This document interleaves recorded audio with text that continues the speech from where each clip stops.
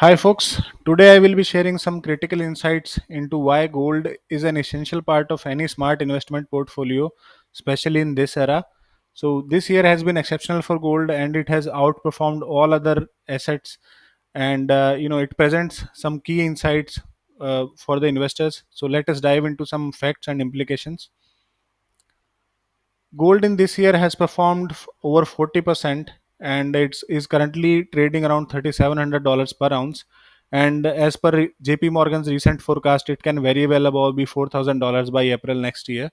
So as of now, the central banks of the world are holding more gold than the US treasuries, and that is the first occurrence in last 30 years.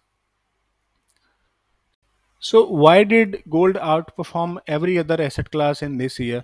There are several reasons behind that, and the biggest reason is the erratic behavior of US president and his tactics to use tariffs against different countries to make them bow to his will.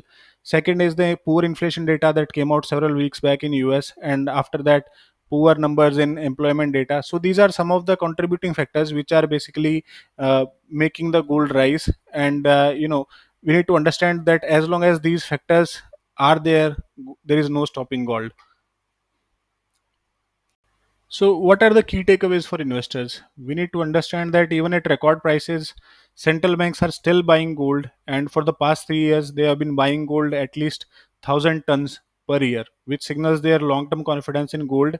And they are depreciating interest in US treasuries and US dollar can also signal a bull run in the coming days. So, given these scenarios and these points, financial experts are also suggesting that at least 5 to 20% of your portfolio should be in gold.